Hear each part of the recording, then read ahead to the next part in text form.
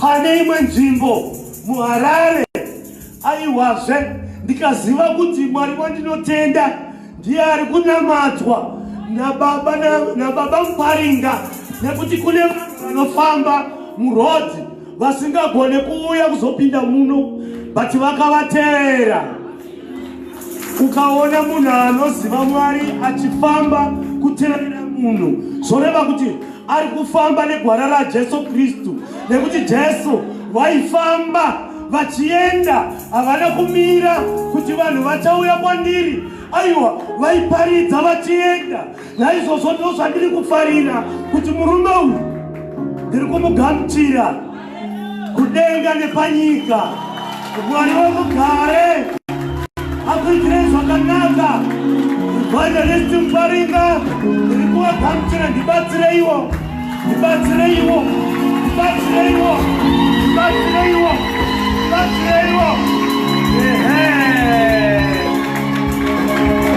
Zvimwe zvacho ndichazozvitaura. Haleluya.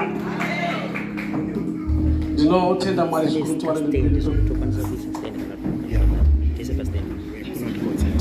Remegedza chechi manerano ndikwasemo semustara mambo Jesu. Amen. Ndikaendere kuzomutungamiriri wese pakereke ino. Ndikaenderemegedze zvakare vafundisi vese vari pakati pedu. Zvikuru sei mukandibatsirawo kuti ndigone kugamuchira mufundisi Raza baba vedu panzvimbo ino mustara mambo Jesu. Amen.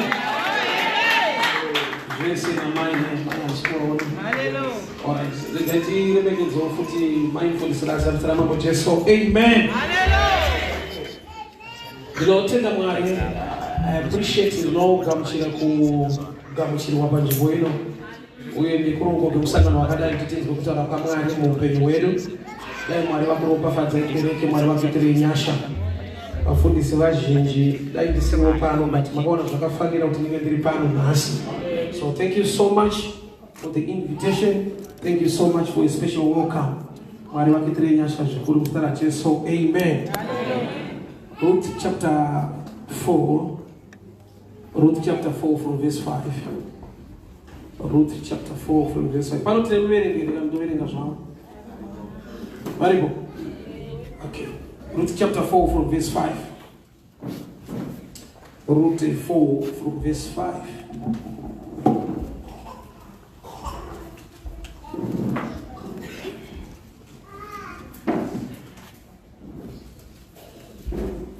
Ruth chapter 4 from verse 5.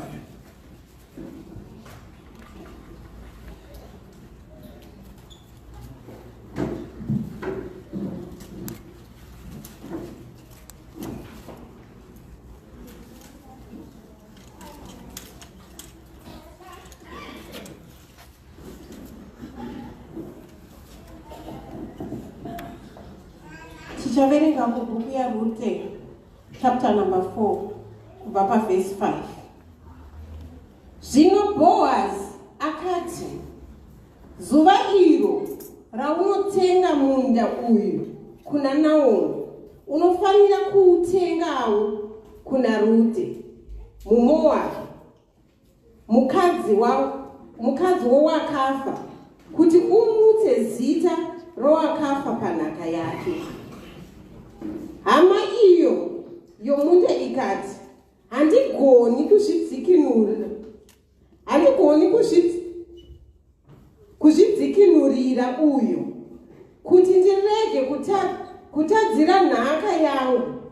Chitora hako iwe simba rangu rokudzikinura, nokuti ine handigoni kudzikinurira. Verse 7. Mazvita itoda tiverenge Exodus 5 verse 1. Exodus chapter 5 verse 1. Chete. Exodus chapter number 5 verse 1. Yeah. Verse 1. Shure kwaizvozvo Mozisi naAroni vakaenda vakati kuna Farao, zvanzi naJehovha Mwari waIsraeri, tendera vanhu vangu kuenda kuti vandiitire murenje. Tinotenda. Ndinamata baba tinokutenda imandira anotaura upenyu hwedu. Shoko renyu rinotidzidzisa, rinotitsiura, rinotisimbisa nekutigonesa. Muzita raJesu Kristu weNazareta. Amen. Amen. Ndinotenda Mwari zvikuru kuverengwa kweshoko. Yanda tidzidzisa nekereke manera nhasi ndeyekunamata Mwari. Amen. Nyaya yekunamata Mwari. I know tinouya kukereke kuti tigonamata Mwari. But chandakadiscover ndechekuti tinouya kukereke kuti tidzidziswe chinonzi kunamata Mwari. Kunamata Mwari is a lifestyle of a believer more than church attendance. Kunamata Mwari upenyu hunoraramiwa nemunhu achishumira Mwari wake, kurarama kwake more than zvaanouya ozoita kuchechi. Kuchechi is part and parcel yekurarama kwemunhu. But 3/4 of the time tinenge tiri kumabasa, tiri kudzimba nemhuri, tiri musociety. So chinonzi kunamata isi church attendance, chinonzi kunamata upenyu hunoraramwa nemunhu kana aziva Mwari. Hallelujah. Mwari wedu is looking for worshipers ari kutsvaka vanomunamata mumweya nemuchokwadi. So chandakadiscover kazhinji ndechekuti vanhu takaudzwa, inenge advocate takaudzwa kunaka nekugona kwaMwari nezvaangaitire munhu. So chakaattracta munhu kuuya kuzonamata Mwari. Akaudzwawo zvinoitwa naMwari wacho kuti akusiya ukadaro upenyu hunochinja, akusiya uchirwara anoporesa. Iyoyo ndozvokwadi, Mwari izvozvo anozvigona. Unosimudza marombe kubva muguru achiaisa pazvigaro. Unopa vanhu utano vanorwara, unopa vanhu mabasa, unodzikinira vanhu nyangwe newanano dzavo. But that's the end result yekuti wauya kuzonamata Mwari.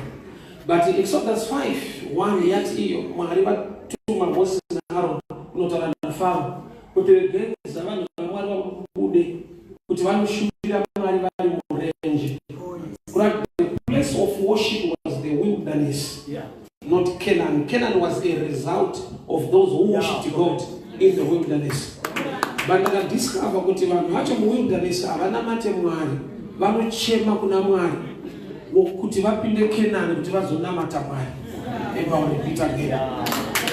Munhu wakauya kuzochema kuna Mwari kuti upenyu hushanduke, kana washanduka ozotanga kunamata Mwari. Saka hatina generation inonamata mugwenga, tina generation inoda kupinda Canaan kuti izonamata Mwari. Saka uchiona kuti anoti kana sati zvaita so ndikushaya kuti ndinonamata ndakadii kuchechi kwacho bozi ndivangwasi kufamba zvakanaka. Yeti mukusafamba zvakanaka ndonguva yacho manje yaanonamatwa. Saka pane nguva yekuti unongoti aiwa that's the opposite, because ndokuva yanofanira kuti tichema kuna Mwari. Kana Mwari andinzwa zvinhu zvangu zvaita ndogozonamata Mwari. So Mwari ari kuti endai kunotaura naFaro kuti aregedze vanhu vabude kuti vandinamate murenje.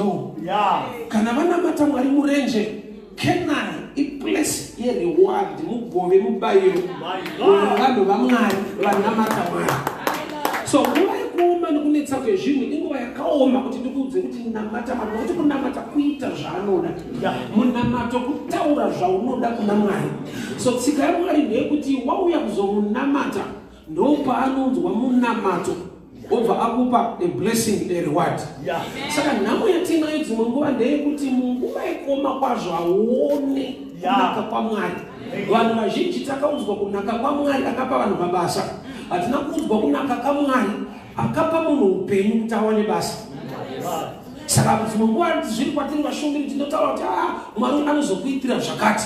Tokana nokukuudza kuti asati aita izvozvo ndiye ari kukupa upenyu nekurarama kwauri kuita ngoma.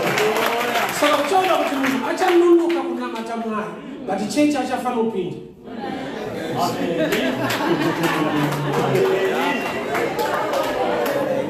Neimwe nguva munhu anogona kusatonamata Mwari, but achiuya kuzochema nekuita minamato kuna Mwari.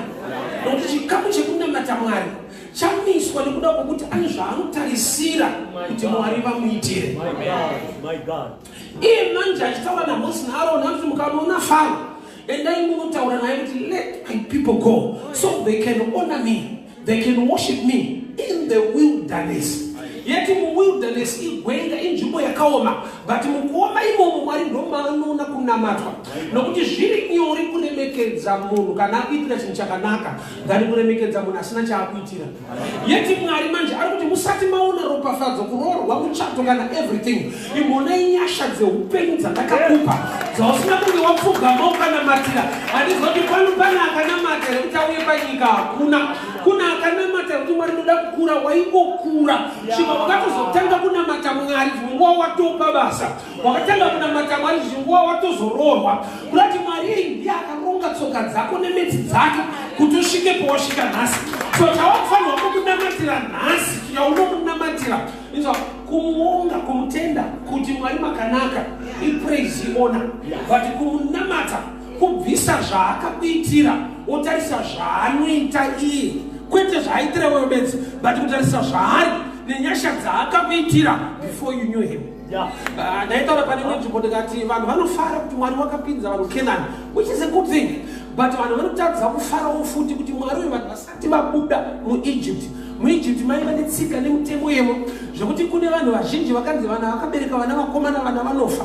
Mwari ndokubva avapa nyasha zvekuti vanga vakatumwa kunzi endai munouraya vanakomana ndo vakatanga kupa Faro testimony yekuti vakadzi vechiHebhuru vakasiyana neveIjipita. Kuti Mwari akatombaudza mutsauko vanhu vachiri muEgypt, Mwari akatombawaitira nyasha vasati vabuda vaifanirwa kuenda pachikona kuti tiri muEgypt zvedu but pane zvatiri kunotisa muno zvinofanirwa kunge zvichitiuraya zvinofanirwa kunge zvichitikuvadza zviri kunotibata.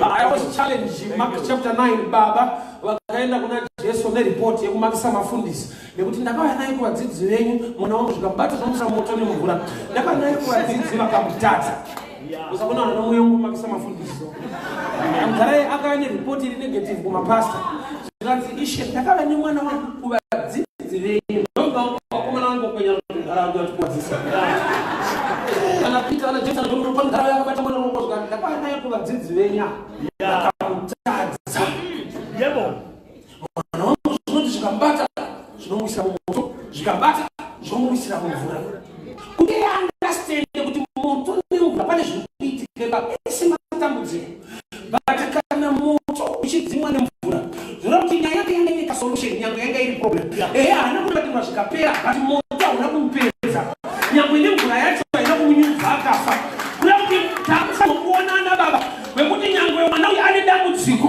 but vanoona kuti chiri kumupa kusurvivor there is grace in his life nokuti moto wacho haasi kutsva kana kupera anowira hake mumoto but he is still standing akawira hake mumvura but achiri akamira izvo ndichishumira pamwe ndo zvakaita life yako wakambowira mukubroka but hauna kudzokera mumusha ukaramba wakamira ukatowana mari yekubhadhara renti ukatosurvivor ukawira panguva yekuti wakatodzingwa kubasa but wakaramba wakamira zvinhu zvikambofamba pane kuti unamate Mwari akamusitastenda munguva iyoyo uchiri kukomplena kuti but inasanga vakamusha asandaita zvakati usati waita izvozvo imbofunga pawakabroka level wakasvika nenhamo but akakupa kuti uwane chekudya nechekupfeka munguva yekushaya basa saka waakunamatira zvaanoita kugwenga nokuti mugwenga muna munhu anorima but hakuna akafa nenzara haisiri yopromised land yacho yamunofanirwa kunge muchipinda but inzvimbo Mwari yakuti ndoda kuti vaninamate imomo.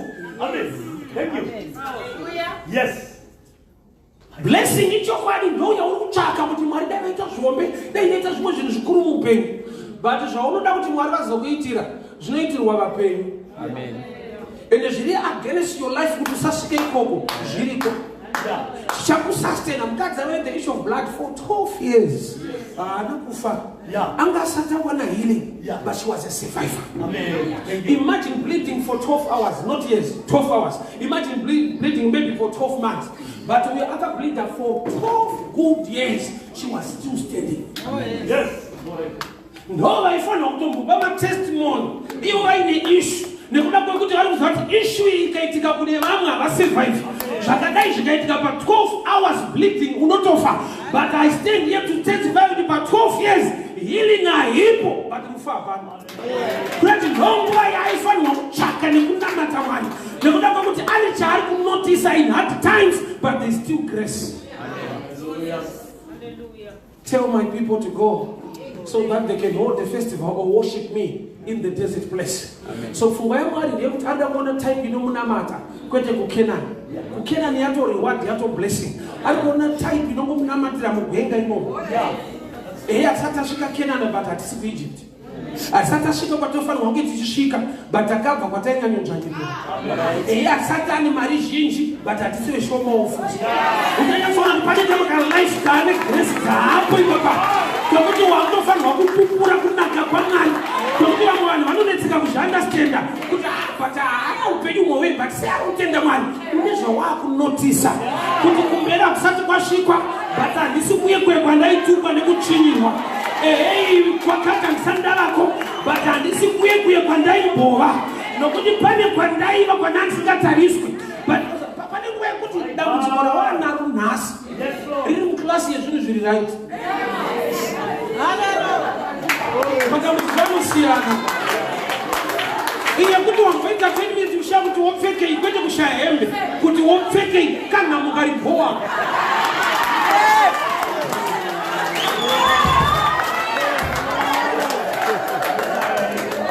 pane pamwe pekuti wangosingakasike kuchechi nokuti unobata nguva ko waisarudzei ndozvandaprenda kwamboikora shepi yautotori but pane kama kadambudziko akawanako kanofanira kukuudza kuti iri dambudziko ndereyonhu nenyasha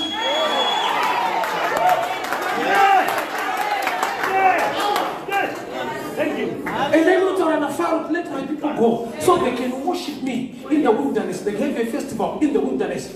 And they said to the one, unotenda mwari vari kukenani kune uchine mukaka but mwari vari kutaiwa kuchine mukaka asida nyaya dzakawanda ndikuda type inondinamata mugwenga nekuda kwekuti pane zvatichavaitira mugwenga zvokuti vachafanirwa kutestifya kuti taiva mugwenga but gwenga rakatitadza why nokuti mugwenga munofa munhu nenzara murimike but bhaibheri rinoti mwari akavapa svuta akati mugwenga mune matsime eground rakaoma but vakanwa mvura padombo saka pane pamwe pekuti mugwenga ndirimo but gwenga ndisi kuri experience gwenga ndo rakutoshamisika kuti itaipi ipi yevanhu isingarare nenzara kana gwenga rakaoma kudai itaipi ipi yevanhu isi inodya nyama mugwenga musina kana chinobatika gwenga ndo rinofanirwa kutozotestifya kuti ndakauraya vazhinji muno nekuoma kweupenyu but itaipi yajehovha kana matsime akanzi hakuna mwari wavo anovapa mvura padombo so wilderness kuexperience kuita kwamwari kwete kuita kwemunhu hapana human effort mugwenga nokuti hamurimike hamuna mvura inonaya imomo nyangwe nepatsime vakasvika pane imwe nzvimbo yainzi Mara vakanwa mvura inovava they began to complain but I've realized they were supposed to celebrate vanwa inovava and I'll explain kana mugwenga chinhu chinonyanyonetsa kuwana imvura saka kana vawana inovava that was a blessing and I explain why nokutinzwa kana Mara iri nzvimbo inowanika mvura ausvika mvura yacho ichivava yozotapira zvoreva kuti mwari akakonzera kuvava kwayo kuitira kuti vamwe vanhu vasaibate kusvika mazosvika kunoti kuvava was a system yekuchengeta zvinhu zvako saka uchiona munhu waukawanana nayo kune vakamurapira kushaya mwari vakaisa kushaya paari kuti abvise type iyoyo nokuti webva uchauya murambi muri wekushaya kuti mwari vanogona kuchengeta zvinhu nekuvava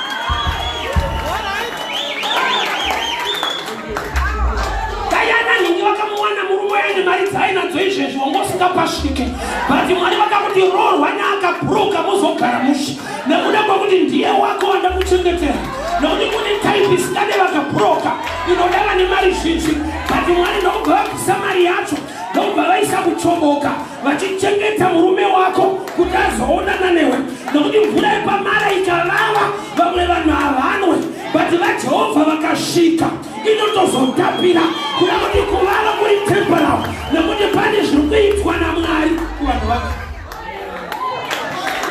so kana vanhu vamvura yepamara vakanzwa ichivava vanototanga kufara kuti mwari wakatichengetera zvinhu zvedu kuti dai imwe type yakasvika zvichitapira imagine dai vakasvikira munhu wako zvichitapira vakamusvikira ari manager kudhara wangosingapasvike dai vakamusvikira ane motikari yacho kudhara wangosingapasvike but mwari vakati mota imbomira ngazvimbovava mbichana kuitira kuti wangu wanoda kuropafadza akauya inombotanga ichivava but airambe ichivava problem iyi iri temporal nokuti mwari ane metsi dzake saka uchiona kuti pavakachema kuna mwari Mwada wanakunaise mvura. Wakati Moses tora danda remutu ukanje. Kurati solution yamiri pa site. Ili revelation yebana na Israel. Kuti mima irambe chivava nchakuratidza zvinoita kuti itapire. Kurati zvimwe zvinhu zvikuva nhasa zvivave zvinovavira wrong time. Azvivave. Mwari ane metsi dzangu so mukadzi anonzi Ruth abva kuMoab achiuya kuno kuBethlehem haana kutanga nekudiwa.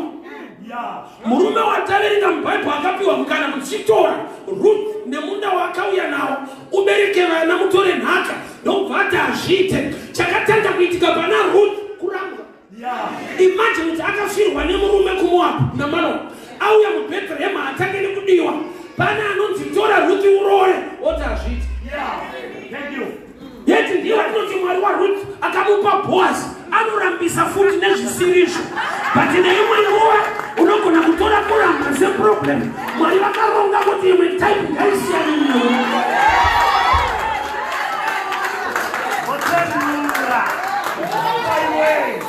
So murume apiwa mukana kunzi roora Ruth ane zvikonzero zvaanoziva zviri tangible zviri valid. Kuti akambororwa namaloni 10 years kwavo haana kubvira aita mwana. Saka ndikamutora munhaka kumunda uko aichaita nokuda kwokuti uyu habereki. Pane pamwe pekuti vanhu vanokujaja kwete nekuti ndione problem, but ndo problem yakaiswa nesociety pauri. Society inongoti mumba mukashayika mwana ndamai vacho. Saka uyu ari kurambirwa haina kuvhetwa murume anga akamuroora, iri kuvhetwa iri. Sometimes nyaya iri pauri haisi fair, but nyika ndo yakati ndozvozvo. Saka ndauya kuzokuudza kuti kuna Mwari akatendeka anoburitsa chokwadi muupenyu. Pane pawakajajwa ukapiwa zvisiri zvako nekuda kwekuti society ndo zvainotaura. Society ine zvainotaura asi Mwari une zvaanotaura. That's why Jesu anga asiri worried. Abvunza vadzidzi kuti vanhu vanonditanga vapedza kubvunza zvevanhu vakati koimi kurati public opinion ngaisiyane neopinion yevanonditenda. Vakatenda Mwari handivatendere kuti varizemese kunyika. Nyika ine maonero ayo, but vanonzwa kuna Mwari vane manzwiro avanoita. Saka Jesu akavabvunza kuti vanhu vanonditani. Sonzi vamonota Isaya vamwe vakataura mazita akawanda. Jesu vakati yevanhu yapera taabudai maKristu. Kurati yevanhu nemaKristu zvakasiyana, vanotenda nevasingatende zvakasiyana. Ko imimi munonditani? Akati muri Mesaya mwanakomana waJehovha. Jesu ndobvati nyama neropa zvinokuzivisa. Kurati kune knowledge iri kanal yaunoziviswa nenyama neropa nevanhu. Iyo haisi valid, but knowledge inobva kuna Baba ikudenga.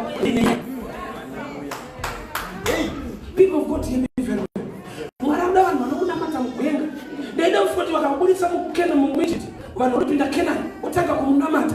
Gamba ari kuda type inonamata mugwenga. Ndikuda kuti mugwenga mune God's experience, not men's effort. Kune zvinhu zvaunoda kuita kufungidzira kuti andakazotsanya ndikanama zvakanaka kutsanya nekunamata. Kune nyaya dzakaitwa 0% effort yako. Mwari ndiye akakurwira usati wamuziva. Ndiye akakonzera nhumbu paida kubviswa. Akabata pfungwa dzamai vako vakataiwa chengeta mwana. Haasi mwana akanamata ari mudumbu. Mai vaitoda kubvisa nhumbu yacho kuti uveko nhasi haisi prayer. Uri kutonamata Mwari akakudifenda kudhara. Kungoti information yausingaudzwi.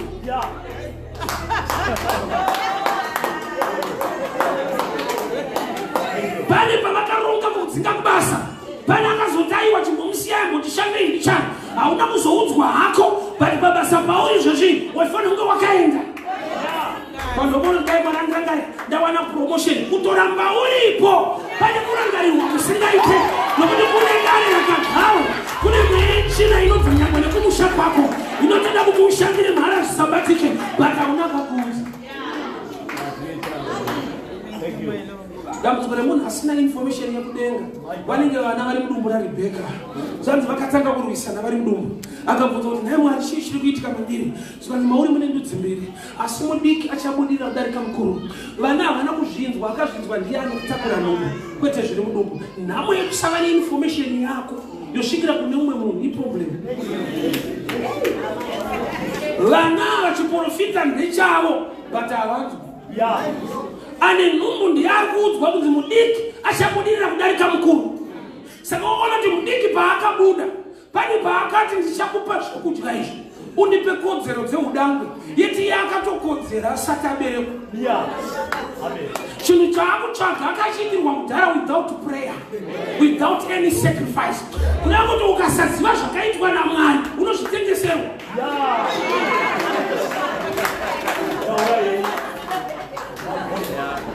Uyo akapiwa kodzero ari second born, mudiki achabudirira kudarika mukuru. Ndokodzero dze-second born. But panyika paauya mukuru anobudirira kudarika mudiki. Saka ukashaya information yekudenga unoshandisa panyika inokudzvanyirira. Chaari kuchemera kuda mukoma kodzero dzaari kuda idouble portion imisiwa nababa kufirst born. Yeti uyo haana double portion yemumba, ari double portion yekudenga. But namo nemuri pakataurwa vhangeri angari mudiki. Amen. Thank you. Ukasakura muzvinhu zvokunamata chinonzi chako nyange Mwari akachisa pachena unochifaitire wakachipiwa kudhara. Ukasaziva vanokutengesera. I remember one day taitanda ndogara nonzi Waterfalls. Saka pane panogotwa vanonzi Bazindoga so maFriday nemaSaturday. Saka tachitandara nemhuri ipapo vanhu vachigochi. Pakauya munhu aitengesa mabhaibheri. Mabhaibheri anga akanaka but akavhura peji rekutanga ndikaona akadhindwa mukati nechidhino so akanzi not for sale. That is some of my Bible right. When we take somebody was 15, but I can not for sale. But my not for sale, I'm not going to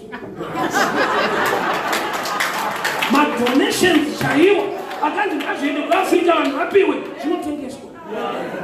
Kushikanda zima kuta kuna no uta mabero mva ku Europe. Mabero hii donation inova ku Europe. Zozo tengeswa zvakapiwa kana. Kwa zvikashikira maoko evanhu vakangwarisa. Zvinoita for sale, zvima not for sale.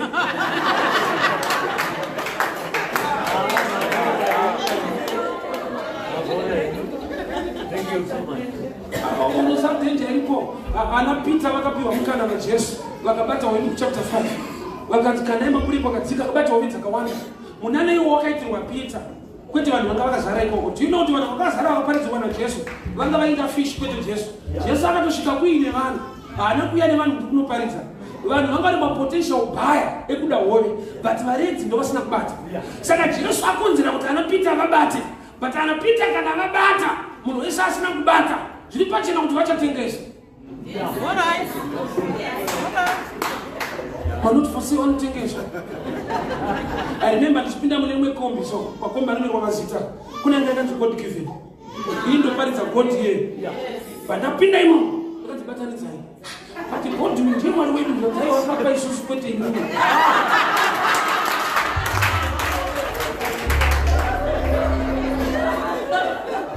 Ukanopinda kombi akanzi God given uri Kristu unobhadhara. But ndiye God akavapa wako. Anzoke muudhanisi. So mukadzi panapa abva kuMoabu auya kuBethlehem haana kutanga nekudiwa. Kune murume akapiwa first preference chiroora Ruthi ndokubva ataiwa zvite. Ndakakuratidza simba reprayer nesimba redeclaration. Ruthi nyange arambwa chiri kuti ataregere kuchema ane declaration yaakaita murodhi akati kudii kuna mwene wake Mwari wenyu achaongerwa vanhu venyu vachararama. Haana kuti munhu vanhu. Saka akarambwa nemunhu mupreya akati chi vanhu. Saka kune mumwe ariko nokuti munamato wako une simba. Munamato une tsika yekumanipulata ma-systems are on the ground. Saona kuti Jesu abuda muGetsemani anamata. Bhaibheri rakunoti vanhu akamiswa apa naBharabhasi. Vanhu vakanzi munhu dani, vanhu vakada Bharabhasi. Nekuda kwekuti Jesu ndiye wabvuma kuenda pamuchinjikwa. Saka kana Bharabhasi akanzi ari right sei kana kunzi akaipa sei, Jesu ndiye agadzisa mavhotsi evanhu. Ndoba ndakaziva kuti vanhu havana kutanga kudhara kutadza kuvhota. Vakatanga pana Bharabhasi naJesu. Ndokuti vakapiwa chance. Jesu anomutsa vakafa nekupa vanhu zvokudya. Bharabhasi anoponda nekuuraya. Munodani?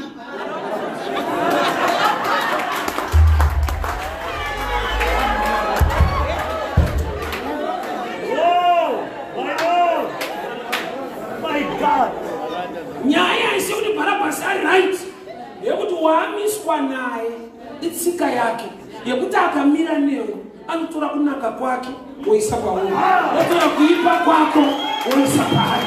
Saka ukaona wakudiwa nevanhu mupe mbiri, nokuti type yevanhu haidi type yako. But ukaona vakudai wewe kuna ari kumira newe paminamato yako, ende wandinoziva kurudyi rwababa ndiJesu, dai asiri Jesu panyaya iyi vana vadi zvakadai.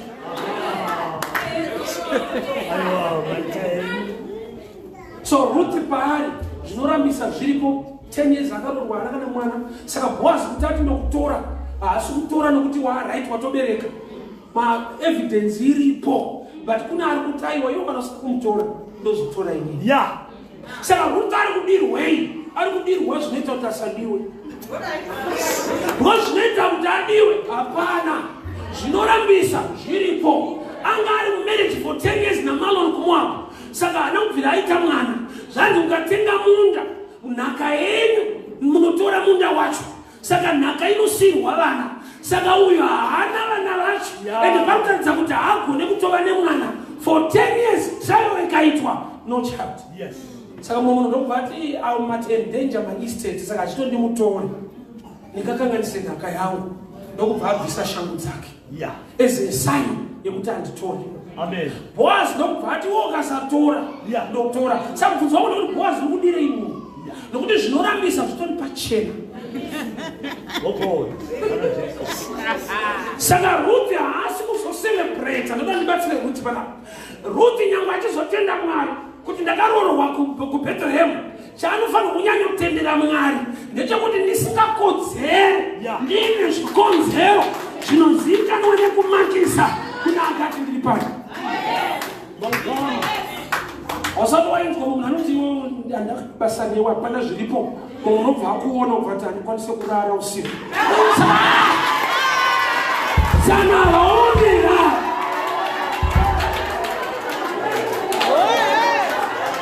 zvabva mukurangwa manje manje, mari yakutonobviswa. Kune vakati vachingorangwa, kuna akafunga kunobvisa mari ati ngauye. Usati zvikonzero zvaonekwa nevamwe hazvisi kuonekwa. Pane nyasha dzinoitwa naMwari mugwenga, kuti mvura isina kunaya haufe nenyota, runako rwacho rusiri kuoneka. Kune anotenderwa naMwari kunziona. Abrahama waiva muprofita wechokwadi, declaration yake, there is power in declaration. Abraham nemudzimai wake kune famine vachitizira kuEgypt, akati kuna Sarah, remember the old people, kuna Sarah, you are a beautiful woman. Tikapinda muguta vanhu vachanditorera vakandiuraya, tikasvika unoti uri hanzvadzi yangu. You are beautiful. Ndimbuya vari munzaro tikongwa mnakumira musha naisa iwaiti Sara musikana yaiva chembere, yaiti gogo panofamba munhu tikapinda mukati makanaka state. Ende vachitopinda muEgypt, mambo kwete vamwe vanhu, mambo ane mukana wokuroora wavanoda, wokutora waanoda, ndiye akaudzwa kuti kune munhu akanaka uya, kwete gogo aiwa munhu akanaka. Mambo akaiginwa vakadzi vese vaakaroora muEgypt, akanobvuta chembere. Iri chembere ichi chiri paini, kune muprofita akataura shoko kuti ukataura pabusiness pako kuti rakanaka inofamba, mazwi iwayo ane nyaya munyika yemwega. Kana vanhu vakanzi havazvide, but nokuti wadeclare shoko, shoko iroro rinodhekoreta chakaipa ndichiro chakanaka. Tsika yako ndeyekutaura zvakaipa pazvinhu zvako. Tinoenda kupi? Tingaitei?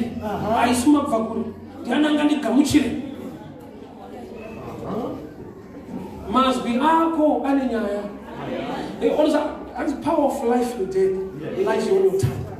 Example yegreatness yemazwi iri paCalvary. Mbavha yakati kuna Jesu isheka namaku emumwe vanyomundirangarira. Yakanzi ndikutaura nhasi chainenge ndine muparadhiso. Mbavha haina kupindira denga chimwe chinhu. Taura. Amen. Yakarohwa zvipikiri mumakumbo nemumaoko, but yakazoti zvino muromo usina kupinwa, ndichataura zvandiri kuda zvakanaka. Amen. Vanogona kukusungira maeria ese, but zvino uchine mashoko ekutaura, ndideye kuti mukuoma kwazvo ndiri kupabuda, mukunetsa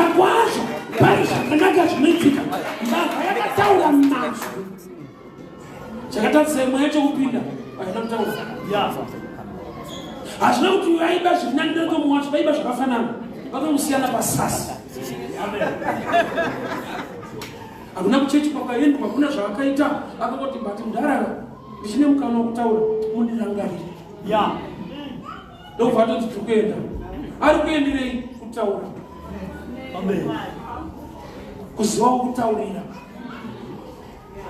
ena musati chakandichallenja kumbavhai yakaona ishe ivo vari pasame level uzamwari pacho pane paanoviga zvinhu zvako mumunhu anenge akatoenzana ne mbavha najesu vane same sentence kurovererwa vabayiwa vese vari kupfirwa mate vese vari kusekwa but mbavha iyo inoti ikatarisa jesu ane minzwa mumusoro yobva yati ishe verudzi vakafanana newe ishe verudzi vari kuchema sewe ndiye usa kukumbira kuitirwa nemunhu akaenzana newe kunenge kumushinyira munhu wacho uzondozviwana ikiwa takafanana but mbavha iri kuti panapa pane kusafanana yange tiri maproblems pane murume wandiri kuona pana pane zvipikiri but anogona kutiitira favor ndokubva ati ishe jesu nokuvati tiri kuenda wai ukagona kuona ushe hwamwari mumatambudziko aunenge wakura Thank you. vamwe vachimuroverera vachiti haana basa mumwe akati mukuru kana mabuya ininiwo zvangu kwete vamwesa indiri kuda kurangarirwa mugwenga makaoma kunamata but mwari atoti vanhu vakabuda ijipita vari mugwenga they must worship me. Saka nguva vazhinji takaya kuchechi tinotozotenda nekunamata mwari kana achinge aita zvinhu gamba taakufanirwa kuva nemeso mwaye kuona zvisati zvaitwa mukuitika kwezvinhu pane saidi randiri kuona kuti izvikuona zvaitika zviri meant to destroy you but handipa kurarama nekubudira mukuoma kwazvo pane zvikuitwa namwari mupenyu ini maholidays vanowanzoyambira vanhu don't drink and drive but ndakazoshamisa kuti munhu anogona kutodhuma nemunhu akanwa iye obva afa iye ari ashoba ayambirwa ndiye anonwa aurayiwa ndiye asina kuyambirwa asinganwa zvinoita sekunge nyika ine tunhu zvainofungidzira so but chandakaona ndokuramadza atonyasha kudarika kungwara kwemunhu nekuda kwekuti uri correct zvinongodhaka wasati wakushamisika baba pane panoti the race is not to the swift no the battle to the strong but time and chance are given to all pane paunoziva kuti vanhu ndovaidhiserva kuti zvakadai so zviitike muupenyu hwavo iti hazvisiko vaifanirwa kunge vari mudzimba dzacho vanogamushirika nevanofanirwa kunge vachiroreka so ukabuda pana mhani uchienda kumba unovaona sakanaka zvingaite but vaniroti Amen. iwo chicomplaina uri moto uchienda kubasi dai mwari andirangarira imbotarisa type yaifaniro kuti hazvina kuitika Yes, Lord. Yes, Lord. ukavaona vakamira munotiso zvinofanira kukuudza iwe naiwo chamakangosiyana nyasha adhaizvongoti vakati nakei vanenge karafu kuonesana muchana John chapter 5. That's why Jesu paakaporesa murume paBethsaida akamuti carry your mat, takura nhoo yako. Murume uyu haana kuuya haasi kuda kutakura nhoo, ari kuda kupora. So chaari kuda healing, kutakuriswa mat yeassignment. Carry your mat, ndozvikudiwa naJesu. Chaari kuda ndechekuti receive your healing. Zvinokudiwa naJesu kana wapora carry your mat. Sei Jesu ada kuremedza munhu nekutakura nhoo. Jesu ari kuziva kuti kana wapora unogona kuvarairwa kana zvafamba unogona kuvarairwa. Saka ukapota wakatakura meti inokuya uchidza kuti kufanisa itsano bati makaapa pane kwamanga muri kwakasina vhikete 8 years. So there is a reason inongosiwa namwari pablessing yako kuti upote uchivarangarira, pote uchiremember kuti yakaitika mandira haitirwe type yangu nekuti kune vari beta vasina kusangana nezvinhu izvi but mwari wakandirangarira. Saka kuti ukaona warorwa naBoaz mufaro wako ngauve double kusituation yekuramba kwako nokuti izwa akakuramba anga asina munda. Munda ndewaBoaz. Kurati mwari kuti vakurwire pamunhu asina chainacho Wakaita something no problem. Yeah, that's good. Nokuti ukangoproofa kurume kuti unobereka unotorwa nemunhu asina munhu. Yeah. Wakumunda ndemagwazi kwete tsama. Saka mwepacho mwari vanokubvisa munhamo nekuisa kanenge kanhamo paunzu. Yeah. Kuti vanhu vasina basa vakusiye. Vane basa kana vauya dambudziko rinobva rakavha. Amen. Thank you. Amen. Thank you. Favor yakaitwa Samson namwari. Yes. Nekuti Samson wakabviswa maziso. That's why uchiona pa prayer yake at the end chapter 16. Anakunamata kuti Mwari ndipei maziso. Akati God restore me my power again. Yes. Why not praying for? Can I believe in prayer? Why not praying for eyes? Wakadisika kuti pabviswa maziso zvine chikonzero chakandinakira. Chipi? Assignment yake ndeyekuuraya vaFilistia. Dambudziko rake kuvaFilistia vemuuraya aiwonawo chimwe chimuFilistia chakatinakira. Yeah. Yeah. Unoziva kuti Dherira angatori muFilistia. But chakati nake. So Mwari akati uraya vaFilistia. Pane chaunozona kuti bati ichi chitimu chawo.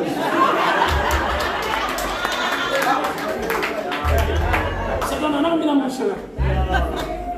Sisi unonzi Mwari azvina kunaka usaite. Unozoona pane chimwe chakuti nake. Unongochati God to understand. Yes.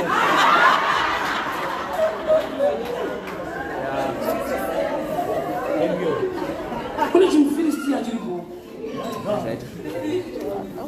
Kana ukashumira zvakati tisaite, zvauri tisaite, pane chimwe chiripo. Chiri chimuFilistia. Yes. Satana ni zvivi zvaanodekoreta so. Zvokuti unomutaura zvinhu zviri kuti zvakaitwa zviite. Wozoona chimwe chako chiri nani.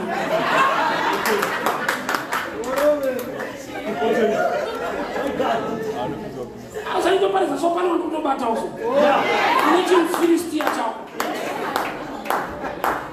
Audi kuita izvozvo but pane chimwe chimuFilistia. Chine ma-eyelashes. ChimuFilistia.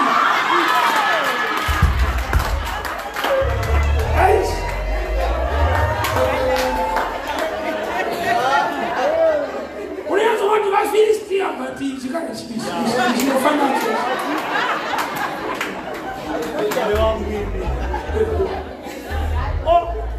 So kubviswa kwake meso ndokunoita kuti paprayers zoti Mwari mukandipa simba. Bible rinoti he killed more in his death than when he was alive. That's alive.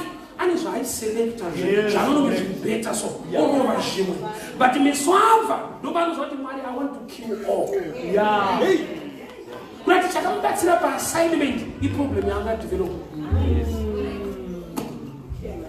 Thank you. Akaramba ine maziso aurayi vaFilistia ane timu yaanorova ozobata chimwe chacho. Yeah. Thank you. Delilah was a Philistine, but a beautiful one. Thank you. Pane zvinhu zvamunoti izvazvo iwe naMwari izvi but chimuFilistia but both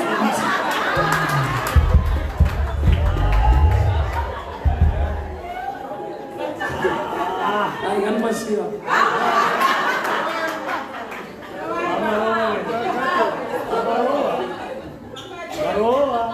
Don't party God restore me my strength, not my eyes. Yeah. Say asiri kumbira maziso. Yes. Pane kamukomana kaya close naye akatoka kumbira kuti can you take me to the two pillars of the church? Yes, correct. Kakamutungamirira. Unozati kutungamirwa noona iwe usingaoni uine simba.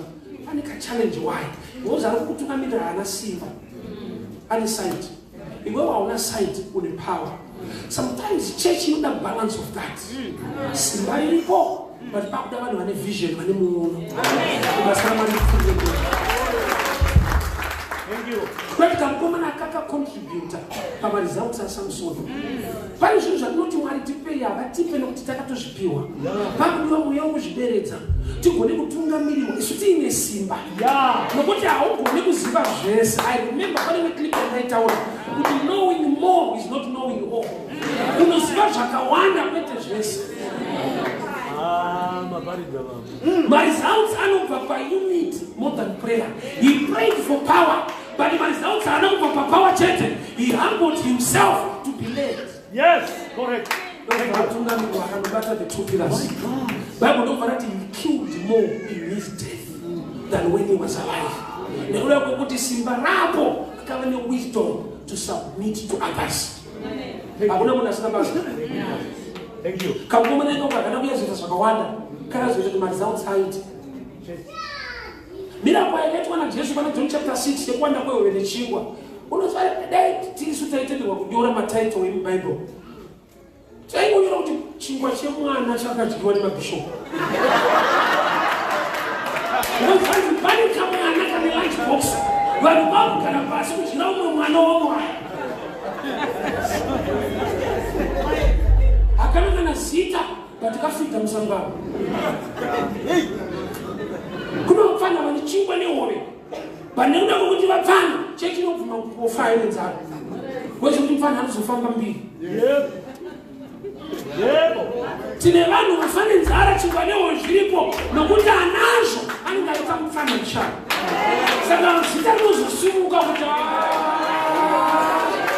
mabishop acho chitomana.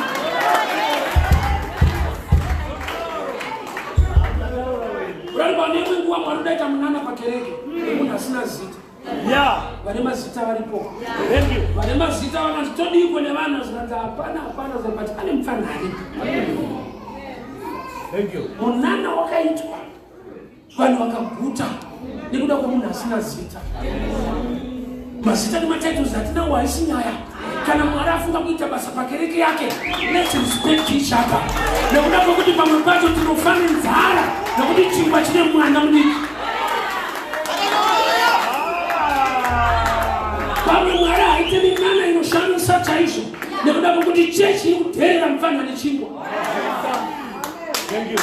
Peter anga asina chingwa, John anga asina chingwa, zvanzi pane kamukomana. Anonzi ane mukomana zita hatina, but anazvo zvinoda kushandwa nazvo naMwari zviripo. Ndinofanira Jesu hawestera. Chingwa chadyiwa zvawanda zvikanzi unganidzai zvasara ndokubva vaisa kuti mabhasiketi. Haana kuti kana zvasara zvine basa ndichaita imwe miracle. Mumunana chemwe toda kuva careful. Osati nevanhu vari kunamatira kuropafadzwa munoti tononoka kuti uropafadzwa. You are not prepared kurarama life yemunhu akaropafadzwa. Life yemunhu akaropafadzwa inovengesa. Iyo zvekuvengwa-vengwa zvekutaura-taura wahudi hausati waredi. Kumusoro kwaunoda kuenda unoonekwa nemunhu wese ende unovengwa nevakati wandei. Chinopa president kuti kana achienda nekumusha aine nemasoja kutoziva kuti nyangwe kuri kumuzevha kune mwe mugara rinoona chasi katondimaka. Handi kuti aiwa anokuenda kumhondoro wako mana sara zvato ndokuno unoigwa mumhondoro imomo. One level mberi asvike rinovengesa from all angles. Jacob akatodzwa namai vake kuti mukoma wako is after you. Nekuda kuropafadzwa yawana akatiza chakauraisa Abel kukomborerwa uramba umusemerera. Kukomborerwa anouraisa munamati wakagamuchirwa chipiriso chikagamuchirwa akafira iwo. Blessing inotichwa munhu autendo blessing. Inouraisa inokuvadzisa. Zvakanaka chaizvo zviri dangerous kana munhu asati amachiwa to handle good things. Thank you. Dai Mwari anopafadza ndawana mari zhinji. Kune mweya yechina inopareta kana zvizhinji zvapa uno. Anomunza unaita ina ndifambe handina kuri kwanoenda handifambe ndakadzikama hauna zvekufambisa. Zvikavapo uchaona kuti panofamba.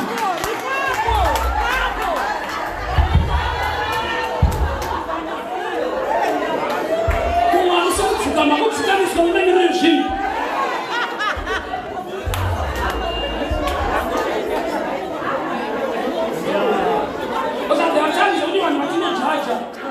We are even worse than them. Who got not exposed to them level yavanhu. Minister Nikki very corrupt akababa yakati you got it by money dzari kushota vatofanana. In level yekuoperate but the same spirit.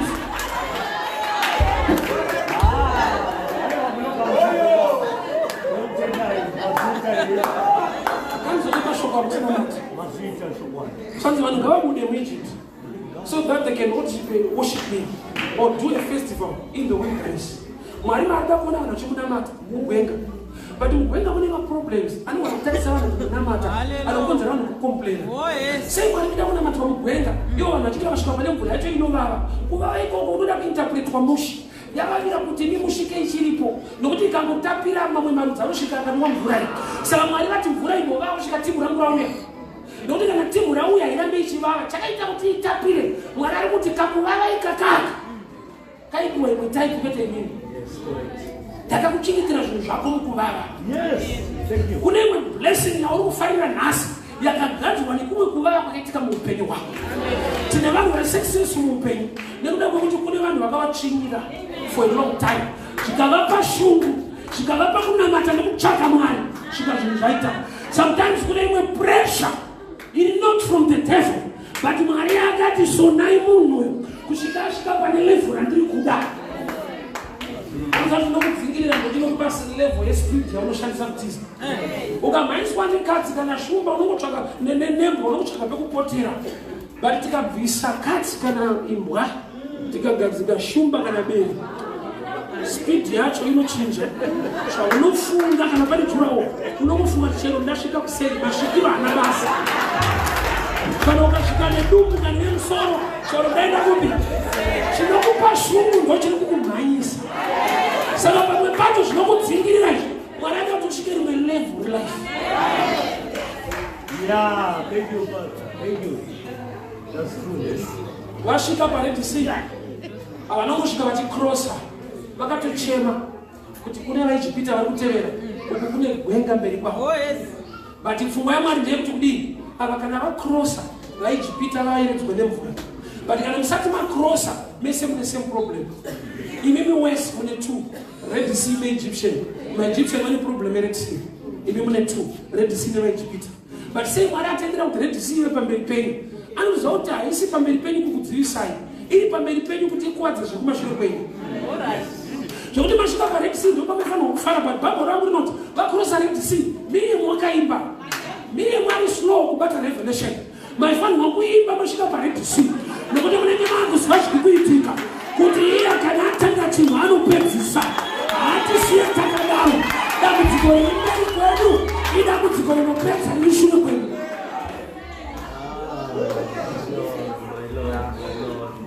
ukaziva dambudziko riri pamberi pako apa instead yekuramba uchichema iti Mwari ndanzwa kutendeka kwenyu nekururama kwenyu iyi nyaya inopera bedza mutisiye takadaro sei uchida kudiwa nemunhu asiri muridzi wemunda olakati pane nguva yekuti kumwe kurambwa so kunofanirwa kukufadza kuudza asi Mwari shuwa vakatendeka dai ndakadiwa natsana wapainura munhu pane zvaunoona after 2 years after 3 years kuti mwene namacho vakagona kusaipindura ndaikuvadzwa. Thank you. Joshua chapter 10. Joshua ndokubva akumbira kuti zuva ngaribvere kufamba indakura kuti ndaenda kuchechi ndakura ndiri kuchikoro ndaudzwa kunzi arifambe asoti uzvidzwa once the earth rotates around the sun, the sun does not move. Joshua ndokubva anamata kuti zuva mira indaenda kuchikoro kwete kuchechi ndaudzwa kunzi arifambe ndopandikonzwa kuti Mwari vakanzwa zvaidiwa naJoshua kudarika zvataura Joshua. Alright. Dai Mwari vakamisa zuva vangasikafanira kutomboita miracle ndakaita kudhara usaona mati rakamira Mwari vakaandastenda kuti unoda kutirwa nacho pano uyu ndiye asiro tine minamati atinoita dai Mwari vasina wisdom dzavo vaingonzwa zvataitaura taifuna mari zvinhu zvatinochemera kuti Mwari ndipei rufu. Elisha wakakumbira double portion kuna Elijah akatanga udzwa kuti we've asked a hard thing wakumbira chinhu chakaomesesa chakaoma paikuita munana yaJehovha.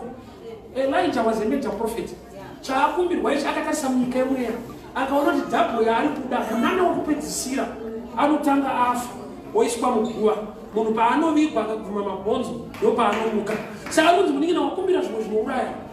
Chakuna vana vadiki zvese zvavanokumbira hativape zvese tinoselekta because vanokumbira zvavanoda kwete zvisina zvakavanakira. Ndo zvakaita munhu anokumbira zvaanoda kwete zvakamunakira zvaanongoda iye nezvinokuvadza tinoda. Remember mazuva anaenda kubvawo kune song yepenga udzoke yaimbwa so chiuraya achitaure tamba akachenja inenda kuzibata kutamba nacho achitaure unozinowaku mara ndozvaimba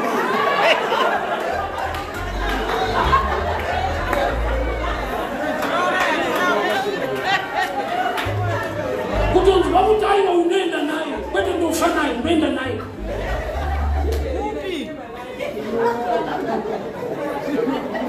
vana vadiki vanokumbira zvavanoda zvimwe zvacho hauvape nokuti unoziva zvavanofanirwa kuva nazvo mwari newisdom dzavo vanonzwa joshua chaari kumbira panapa inyaya yetaimi kuti nguva ngairenge yakamira kuti zuva ngarimire zuva nenguva zvakasiyana pamazuva zuva ari mude panguva ifamira saka vanati munana wakaitwa napita kuti vanhu vaitsika mvuri wanga uri tembara muwinter hauiti because shadow yapita inongobuda kana kune zuva kana iri winter kusina kana zuva vanhu vanofa saka zvaitwa nemvuri wapita zviri tembara chiri permanent zvinoitwa najesu mwari vachinzvira kuti vanhu varegere kuroverera pana Peter but vamirire pana Kristu. Amen. Hanzi ngavabude muIjipita vandinamate so they can worship me. Saka Ruth ukaona warorwa wakufara zvakanaka kufara nokuti warorwa but chiita kuti unyatsochema unamata ndechekuti zvinorambisa zvanga zviripo ende kuna akatondiramba akatoudza vanhu kuti ukatora uyu habereki musha waparara but munhu ndobva ati ndiripo ndomuda. Saka yekuti iwo wakagamuchirwa netaipi isingagamuchirike ndoyo unofanira kuona matira Mwari. Zvekupromoti vane kubudirira yaphase 2 Kenani haisi nyaya hombe inotambika mugwenga haisi kutamba nayo. Hakuna munda wekurima but for 40 years vanhu vachirova nyama. Mwari ari mubatsirwa ndosaka vanhu vakaita mabhora akawanda mugwenga man 40 years boza tingasiyi gwenga igwenga rorudzire kuti nyama everyday igwenga rorudzire kumwa mvura padombo kurati kwavari vaitoona kuti kena ndokutori wesika boza kukena nokuda kurimwa kuno hatirime mugwenga mune vhangiri rakapfava every time kunoko kusati mosai kutora maiki utanga kushedzera kuti kuzvuta inogara basa.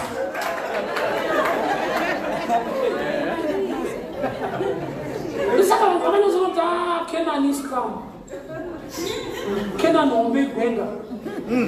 Ndosaka Mwari achida kunamatwa munomu nokuti muno munhu wamune kuita kwaMwari mati kuri kusinei nemunhu.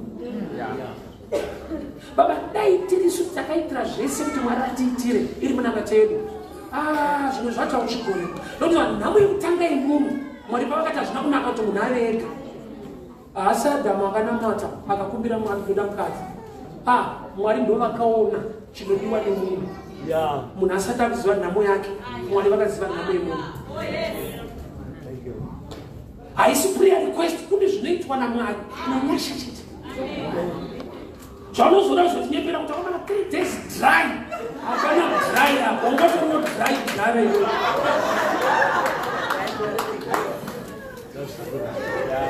Kana yaye kunamata Mwari inobvisa human effort totarisa rudo rwake nenyasha dzake toti Baba ndisanda kuzivai ndiri kubhawa zvakauraya vamwe hazvina kundiuraya taiita zvakafanana nevamwe ndikatoita vekudzidzisa ndikatorwara pamwe chete navo ndiri pano.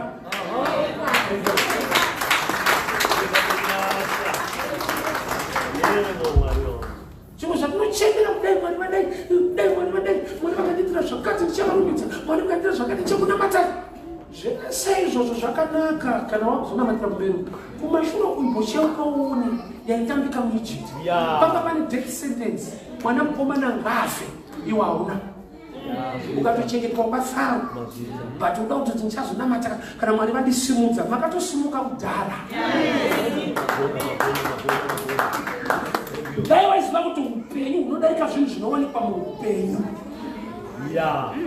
Ndinoona kuti utano hwemunhu hunokosha kudarika motikari chero utano.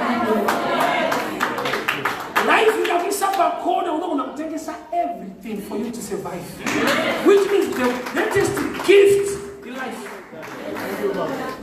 Uri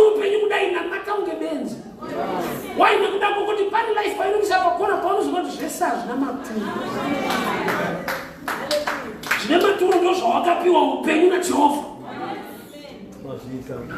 Panotoda kupushwa so ngatina matenga. Ngatina matenga kuti amusozo what I'm passing through. Utoita passing through zvavo.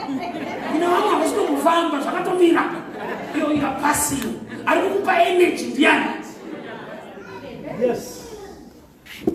Yes. Samson nerimwe nguva shumba yakadzowa kwaari. Shumba iyoyo yakauya kuzomudya. Yakauya kuti azodya. Rimwe day akudarika nepo aiuraya. Akawana imwe uchi. Yeah. Shumba ndo yakava nzvimbo inotakura chikafu chemunhu. Yeti shumba ikaona munhu chikafu. But Samson payakauya akazwa ndau yauya kuti ndizodya kwete kuzodyiwa. Zvaifanirwa kukumedza zvazviriko. Oh yes. Zvaifanirwa kukuvadza zvazvakawanda. Usati wachemera zvimwe zviri kumberi una mwana mugwenga. Uri rovha iwewe, uri rovha pasina anokuda. Upenyu hwakaoma. You survived. Amen. Thank you, Lord. Yes. Usina kuyemura nekukuona semunhu. Wari vakakuti rarama. Kurarama kudzingori nyasha nokuti zvinouraya zvakaita pass through your life. Uri uchapupu paura. Zvakauraya vamwe vakazvirwara unambofa. I remember 2006 pairwara TB. Ngati ndikana pa news waitozwa kuti TB yauraya vanhu vakawanda iwe wina. News dzinouraya futi. Ukasapota kuti ndwanyashadza mwari. News inozati nezvibhoshedzana kumberi kwari chirema. Zanzi pavakanzwa kuti kune hondo. Musikana webasa ndiye akamutakura. Akumhanya naye akatsvedza akaremara. Unoenadzwa nenews. Kwete nehondo yacho news shit.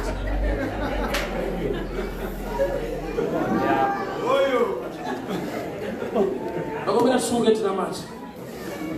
Mangwana tiripa. Utano mpindana nevhangeri kuti mwari wamugwenga nomuziva. Mwari akandiona ndiri rovha nomuziva.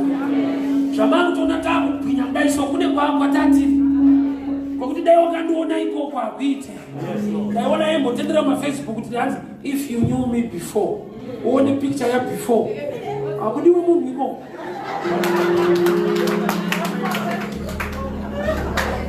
Dai wakandiona kudhara. Kudhara kusiko kutamba nako. Tine vanhu vekuti usati waudzwa kunaka kwaMwari ukatora mafoto ako e6 years ago wega unyatsona kuti mutsvene makatendeka.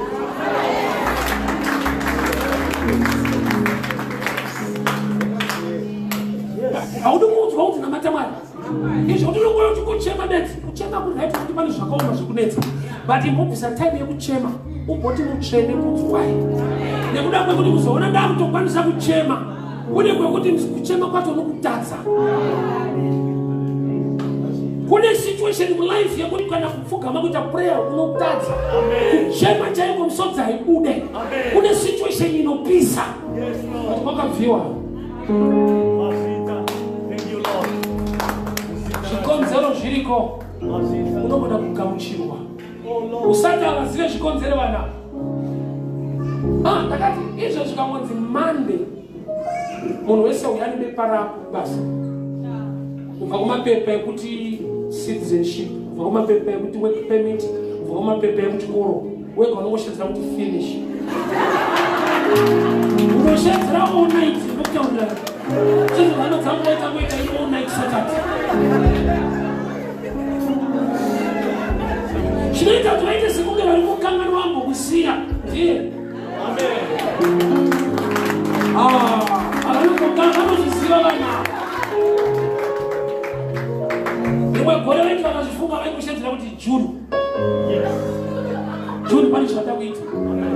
Kunonamata munhu.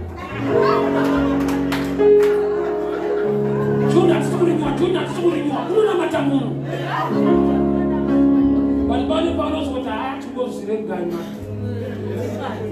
Boaz akati aiwe haana kubereka haana kudipa tipendi muromo. God's going to be I want us to pray.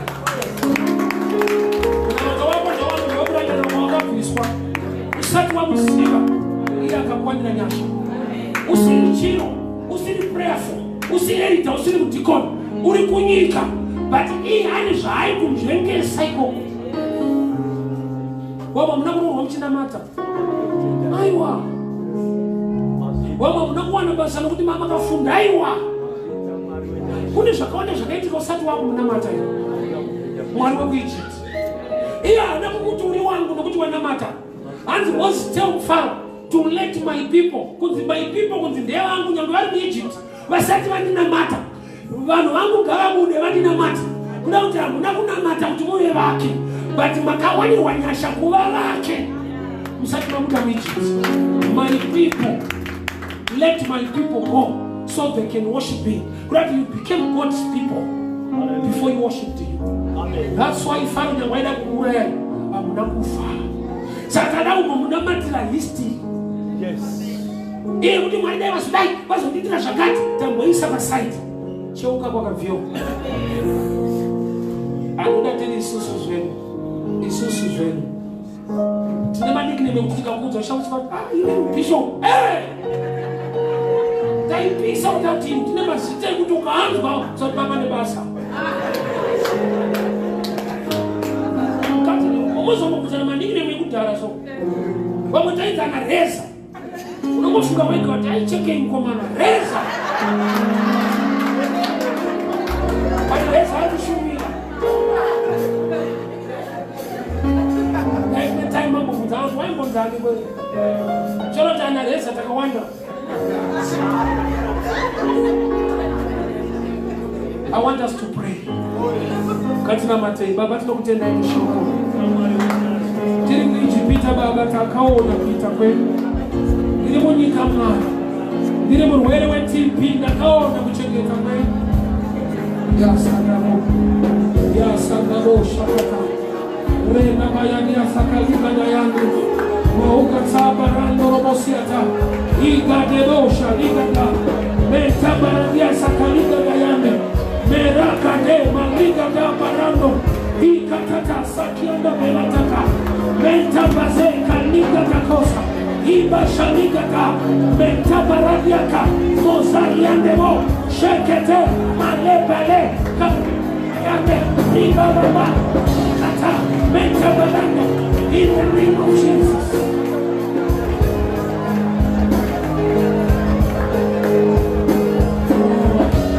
We thank you, Father. We thank you, Lord. Pamakapa nesuma. Ibi magatanga chimishi. Unachipezisa. Pamakati visa baba. Nisiri chiro. Nisinga kabuchiro. Chikonzero shiripo. Kusangwara. Kusafunda. Kusangora. Makati kodesa, makati mshekesa baba. Nili muIjipita, nisati na kusiwai. Pharaoh achiuraya, akanipa upenyu, makanichengeta, makaniraramisha baba. Nakutolea imbili yose, nekumuremekeza. Muzita la Yesu. Amen and amen. Jeshi, nikaiti tena mwantwane nipekugara mwana jitanyasha. God bless you.